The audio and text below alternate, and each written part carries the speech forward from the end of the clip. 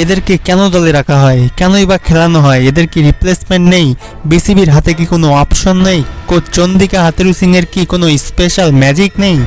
এরা কি প্রত্যেকটা দিনই ব্যর্থ হবে? কেন এরা তিনজনই কেন? লিটন, শান্ত, সৌম্য, এরা তিনজনই কেন? তাহলে 11 জন নিয়ে মাঠে নামার দরকারটাই বা কি?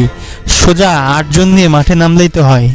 আন্তর্জাতিক ক্যারিয়ারে এক একজনের 7-8 বছর খেলা হয়ে গেছে, তারপরেও কি এদের টিমে সেটেল হতে আর কি করতে হবে? দেশের মাটিতে জিম্বাবুয়ে সিরিজ, এরপরে যুক্তরাষ্ট্রের মাটিতে যুক্তরাষ্ট্রের সাথে টি-20 সিরিজ, আর এদের তিনজনেরই টানা ব্যর্থতার জন্য বাংলাদেশ আর কত ভুগবে? বিশ্বের কাছে কত মাথা নত করবে? বাংলাদেশের আশা জাগে নিয়ে যে ক্রিকেটের ভবিষ্যৎ, সেটা আর কত ডুবে যাবে? জিম্বাবুয়ে যুক্তরাষ্ট্রের পরে ভারতের বিপক্ষে টি-20 বিশ্বকাপের ওয়ার্ম আপ ম্যাচেও ব্যর্থ লিটন দাস, নাজমুল শান্ত এবং সৌম্য সরকার। টি-20তে 183 রানের টার্গেটে ব্যাট করতে নেমে সৌম্য সরকার 2 বলে 0 রান করে আউট হলেন। এরপরে লিটন কুমার দাস টি-20তে 8টি বল খেলে মাত্র 6টি রান করে 75 স্ট্রাইক রেটে আউট হয়ে গেলেন।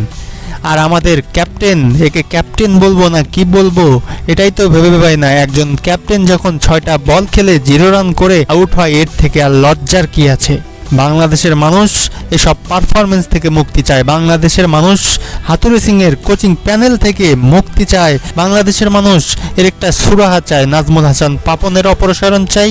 আমরা ক্রিকেটের উন্নতি চাই। এদেরকে লাখ লাখ টাকা দিয়ে খেলিয়ে বাংলাদেশের মানুষের আবেগকে নষ্ট করে, বাংলাদেশের আবেগকে পুঁজি করে ক্রিকেটের যে আশা জাগে নিয়ে শুরু হয়েছিল, তার যে বিপদ শুরু হয়ে গেছে, এটার আমরা সুরাহা চাই।